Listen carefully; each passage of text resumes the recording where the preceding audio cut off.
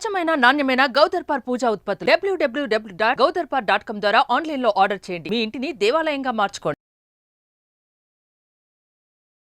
వినాయక చవితి శుభాకాంక్షలు రమ్మ గారు. మీకు కూడా వినాయక చవితి శుభాకాంక్షలు చేయ.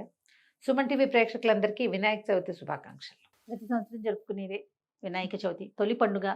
చాలా అంటే అందరం సామూహికంగా జరుపుకునే పండుగల్లో వినాయక చవితి ఒకటి చవితి కదండి. ఒకటి. అవును, మరి వినాయక చవితి యొక్క విశిష్టత.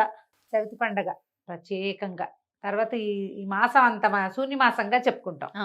వినాయక చవితి నిమజ్జనోత్సవాలు అవి పూర్తయి పౌర్ణమి వెళ్ళంగానే పితృపక్షాలు ప్రారంభమైపోతాయి. ఈ మొదటున్న 15 రోజుల్లో చాలా ముఖ్యమైన రోజు ఈ చవితి పండుగ.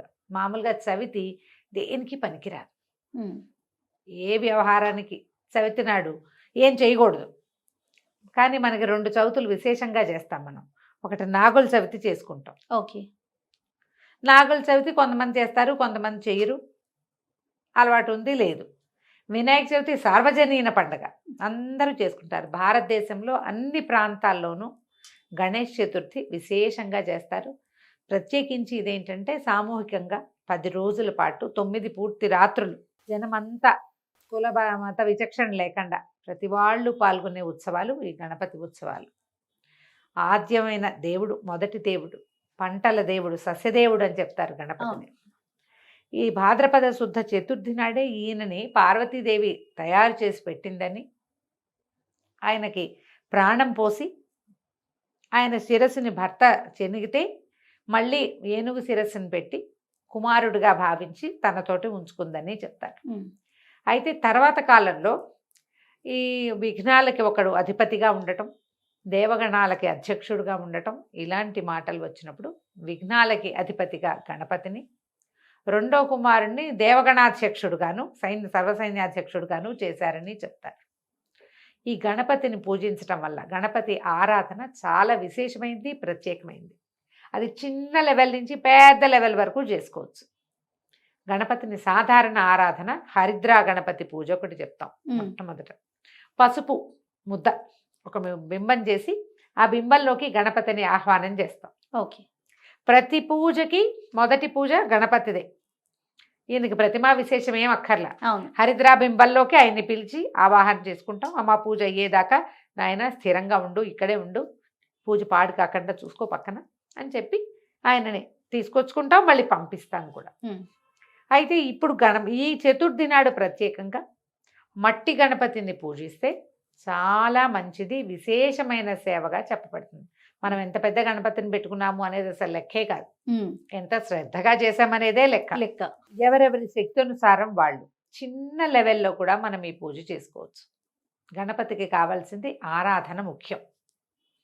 ఈ ఆరాధనలో ఆయనకి ఏ దైవానికి సమర్పించనన్ని ప్రత్యేకమైన విధానము మన గణపతి పూజలో కనపడుతుంది. ఈయనకి గరికతోటి పూజ చేస్తాం. అవును, గడ్డి కేవలంగా పెరుగుతుంది, పెంచక్కర్లా, పెక్కకుండా ఉంటే చాలంతే, దానంతట అదే పెరుగుతుంది. ఇది వర్షాకాలం విశేషించి కదా. శ్రావణ భాద్రపదాలు వర్ష ఋతువు.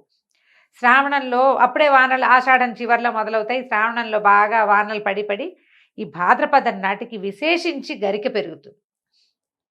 ఈ గరికని సమర్పించిన చాలు, అంటే మనం చక్కగా తీసుకొచ్చి తునక్కండా నేలలోంచి చక్కగా ఫ్రెష్గా మొలిచిన దాన్ని తీసుకొచ్చి సమర్పించడం. ఓకే, దీంట్లో ఏం ప్రకటితం అవుతోంది? శ్రద్ధే కాదు. అవును, శ్రద్ధ.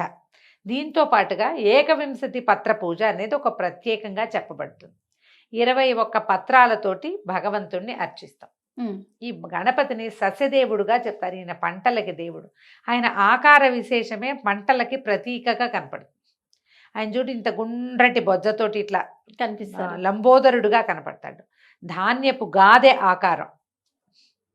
అవును కదా. అవును, అక్కడి నుంచి ఆయన చెవులు శూర్పకర్ణుడు, పెద్ద పెద్ద చేటల లాంటి చెవులు. ఈ ధాన్యాన్ని చెరగడానికి తూర్పార పట్టడానికి వాడేవి చాటలే. ఇప్పుడు మానేసి రకరకాలు తెచ్చాం మనం. చేటలు లేని ఇళ్ళున్నాయి. ఇది వరకు చేట జల్లెడ కవ్వము లేని ఇల్లే ఉండేది. అవునండి కదా. కత్తులు కొడవళ్ళు వాటితో పాటు చేట జల్లెడ కవ్వం తప్పకుండా ఉండాలి ఒక ఇంట్లో. ప్రతి గృహ అవసరాలకే కావాల్సింది. ఈ పంటలకి ఆసరా అయిన వస్తువులలో ముఖ్యమైన వాటిలలో చేట కూడా ఒకటి. చెవులేమో చేటల్లాగా ఉంటాయి. అక్కడి నుంచి ఆయన పొట్టకు ఒక నాగబంధం కడతారు. కనిపిస్తుంది కదా, అవును. సర్పబంధం కనిపిస్తుంది. ఇంత చిన్న ప్రతిమ తెచ్చినా మనము నా- ఆయన బొజ్జకు ఒక ఉపవిత్తం, ఒక తాడు కట్టినట్టుగా ఆ బంధం నాగబంధంగా కనపడుతుంది. ఈ పంటలని ఎలుకల నుంచి రక్షించడానికి పాములు కావాలి. మ్మ్. పంటల్ని రక్షించడానికి ఇది నాగబంధంలాగా కనపడుతుంది. మ్మ్. పంటల దేవుడు ఆయన పేరే నామధేయాలలో సస్యదేవుడు అనేది ఒక దైవారాధన క్రమంలో మనకి నామం కనపడుతుంది. ఇప్పుడు ఈ కాలం ఏంటంటే వర్షాకాలం, ఇంతకుముందే వానలు మొదలైపోయినాయి. ఈ మట్టితోటి గణపతిని పూజించి, ఈ పత్రాలతోటి, ఈ గరికతోటి విశేషంగా సేవించి, వాటిని ఏం చేస్తాం, మళ్ళీ మనం నిమజ్జనం చేస్తాం. మ్మ్. 2 పద్ధతులు చేస్తారు. తీసుకెళ్ళి పొలాల్లో పెట్టేయటం, అవును, లేదా ప్రవహించే నీటిలో కలిపేయటం. వేయటం. నేలకి సత్తువ, నీళ్ళకి ఔషధ గుణం. మ్మ్. ఈ రెండిటి కోసము ఈ పద్ధతిని ప్రవేశపెట్టారు. మన పండగలన్నీ కూడా ఎలా ఉంటాయంటే సీజన్ పండగ మంది. ఎస్, ఈ సీజన్లో ఏం చేయాలో ఏది చేస్తే మన ఆరోగ్యానికి కూడా ఆలోచించే ప్రజల పెట్టారు కదా రమగారు. నీ ఒక్కదాంది నా ఒక్కడిది కాకుండా ప్రజలది, ప్రజలకి మనందరిది. సార్వజనీనమైన ఆరోగ్య రహస్యం కోసమే ఈ పద్ధతిని ప్రవేశపెట్టారు. అప్పుడు అందరూ చేసుకునేవాళ్ళు. పెద్ద మట్టి గణపతి అడుస్తోటి చక్కగా గణపతిని చేసేవాళ్ళు. 9 రోజులు విశేషంగా అర్చన చేసేవాళ్ళు. లేదా ఒక రోజు చేసుకుంటాం, 5 రోజులే చేసుకుంటాం. అవును, తీసుకెళ్ళి మళ్ళీ పొలాల్లో పెట్టేసుకోవటం. ఇంత పూజ చేసిన దాన్ని పెడితే పాజిటివ్ ఎనర్జీ. అంతే. ఈ పత్రంతా పొలంలో తొక్కేసేవాళ్ళు, మ్మ్. అంతా పొలంలో కలిపేసేయటమే. మట్టిలో కలిసిపోతే మట్టికి బలం వచ్చేస్తుంది. మ్మ్. ఈ పద్ధతుల కోసం మొదలుపెట్టి క్రమంగా ఏమైంది, మనకి పొలాలు, పండ్లు, నీళ్లు, ప్రవహించే నీళ్లు, మనం దాగటాలు ఇవన్నీ పోయినాయి. సేవాకాలం మాత్రం మిగిలింది. దీంట్లో ఇప్పుడు ఏం చేసాం, మనం సేవ ఒకటే మిగుల్చుకోవడం కాకుండా రంగురంగుల గణపతులను తెచ్చాం. ఆకులు, ఏ ఆకులు అంటే అప్పుడు పత్రాలు ఏమో పేర్లు చదివేస్తుంటాం. మరొక పత్రం సమర్పయామి, బదరీ పత్రం సమర్పయామి, అపామార్గ పత్రం సమర్పయామి అంటాం. సమర్పయామి ఏదో ఒకటి సమర్పిస్తాం. అవును, ఏదో ఒకటి సమర్పించాల్సే వస్తుంది. మరి ఇది లేవు, ఏం చేస్తాము? వాటిని సంపాదించే మార్గాలు అన్వేషించి 21 మాత్రాలు సంపాదించి పేరున అదేమిటో తెలుసుకుని ప్రతిదానికి ఉన్న మెడిసినల్ వాల్యూ మనం అర్థం చేసుకుంటే అది మనకి ప్లస్. ఓకే. ఇప్పుడు బయటికి వెళ్ళి పిక్ చేసుకురావాలి, ఒకటి కోసుకురావాలి. ఆకు గుర్తుపట్టద్దు, అవును, అవును. పట్టాలి. కోసుకొచ్చిన వాడికి ఆరోగ్యం, ఆ పత్రాన్ని ముట్టుకుని దేవుడికి సమర్పించిన వాడికి ఆరోగ్యం. అది ఏ మట్టిలో, ఏ నీటిలో కలుస్తుందో ఆ మట్టిలో పండిన ఆహారం తిన్నా, ఆ ప్రవహించే నీటిలో నుంచి కొంత నీటిని స్వీకరించినా అది కూడా ఆరోగ్యమే. అందుకని ఇలాంటి విధానాల్ని ప్రవేశపెట్టి ఉండవచ్చు. ఎందుకంటే మన పూజలు, మన పండుగలు ఇవన్నీ ఎవరు నిర్దేశించారు? మనం సరదాగా పెట్టుకున్నవి కాదు కదా. మరి కాదు. పూర్వీకులు, ఋషులు, మంత్రదర్శలైన వాళ్ళు, ముందు భవిష్యత్తు చూడగలిగిన వాళ్ళు, విజనరీ అంటారు. వాళ్ళు ఏర్పరిచినవి. ఇవి మానవుల ఆరోగ్యం ఏ రకాలుగా వెళ్ళగలుగుతుంది, ఈ సీజన్లో ఎలాంటివి వస్తాయి, ఫర్దర్ కమింగ్ సీజన్స్లో వీళ్ళకి ఏ ప్రాబ్లమ్స్ రావచ్చు ముందుగానే ఊహించి ఈ ఏర్పాటు చేశారు. ఇప్పుడు అందరూ చేయరు కదా అంటాం. కొంతమంది చేసినా చాలుగా, అవునా కదా? అవునండి. కొంతమంది చేసినా సరిపోతుంది. ఇంకా పూజా విధానం ఎలా చేసుకోవాలి రమ్మగారు? ఒక మట్టి గణపతిని తెచ్చుకోవటం ఉదయమే. సాధారణంగా ఆ రోజు పొద్దునే గణపతిని తెచ్చుకుంటే మంచిది. మీ ఇళ్లలో ముందు రోజే తెచ్చుకోవటం, నిద్ర చేయాలని, మాకు నిద్ర చేసింది పనికిరాదు. ప్రాంతీయాచారాలు ఏముంటే, గ్రామాచారాలు ఏముంటే ఇక వాటిని ఫాలో అవటం. గణపతిని తెచ్చుకోవటం, పత్రాలన్నీ సేకరించి పెట్టుకోవటం. పాలవెల్లి కడతారు విశేషించి. అవును, అవును. ఓ పాలవెల్లి కట్టి, చెక్కదో ఇత్తడిదో మన ఇంట్లో ఉండే పద్ధతిని బట్టి, పాలవెల్లి లేని పద్ధతులు కూడా కొంతమందికి ఉంటాయి. మీ ఇంట్లో ఉంటే చేయండి. పాలవెల్లి కట్టి దానికి రకరకాల పువ్వులు, పళ్ళు అన్నీ చేసి, ఇప్పుడు గజముఖుడు కదా మన గణపతి, ఆయన ప్రీతికరమైన పళ్ళు కొన్ని ఉన్నాయి కదా.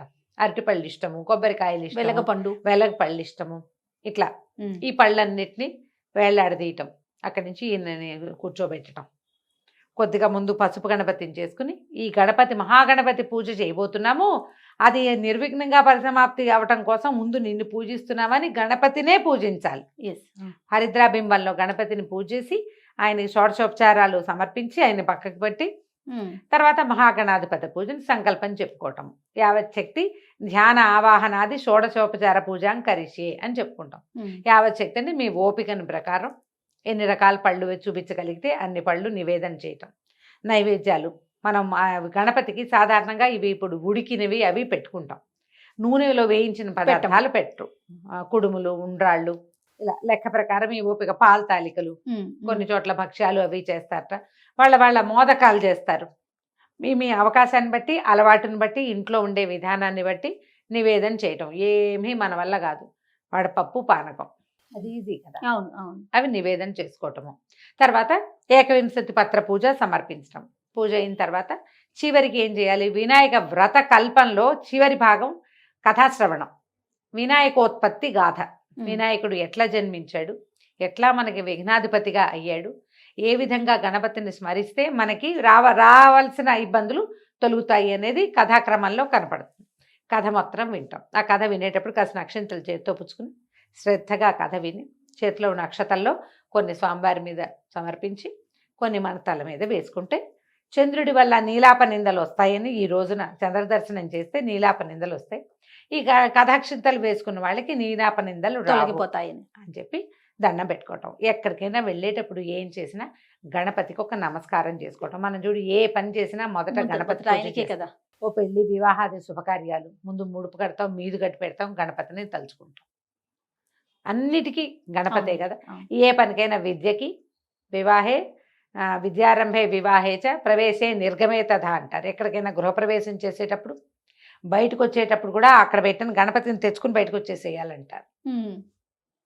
సంగ్రామాల్లో ఏదైనా యుద్ధానికి వెళ్ళేటప్పుడు సర్వకార్యేషు అని చెప్తారు. ఏ ప్రతి కార్యంలో అయినా కూడా విఘ్నం రాకుండా ఉండాలంటే గణపతిని తప్పకుండా కొలవాలి, నమస్కరించాలి.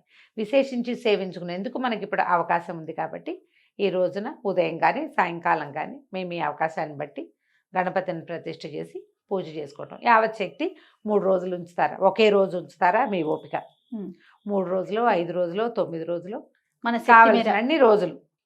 తర్వాత స్వామివారిని సాగనంపేసేయాలి.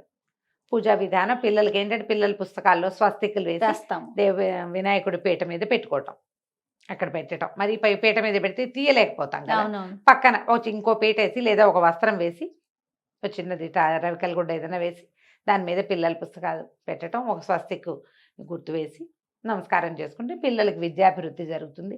చెవులు పట్టించి గుంజీలు తీయించండి. వినాయకుడి యొక్క శ్లోకం మనం అసలు పిల్లలకి మొట్టమొదట నేర్పే శ్లోకమే శుక్లాంబరధరం. అది పరబ్రహ్మతత్వాన్ని సూచించేది అయినప్పటికీ కూడా వినాయకుడి కోసమే చదువుకుంటాం. మనం శుక్లాంబరధరం అనగానే మనం వినాయకుడు. అగజానన పద్మార్కం చదువుకోవచ్చు. గజానన మహర్నిశం అనేకదంతం భక్తానాం ఏకదంతం ఉపాస్మహే. అనేక దంతాలు ఉన్నాయని అనుకోవద్దు. అనేకదం చాలాసార్లు తం అతనిని భక్తానాం ఏకదంతం ఉపాస్మహే. భగవంతుడు ఈయన ఏంటంటే గణపతి భక్తుల పట్ల విరివిగా ఉంటాడు. నువ్వు పిలిచినప్పుడల్లా పలుకుతాడు.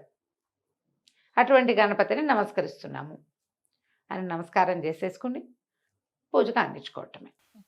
సంతోషం. నమస్తే. నమస్తే జయ.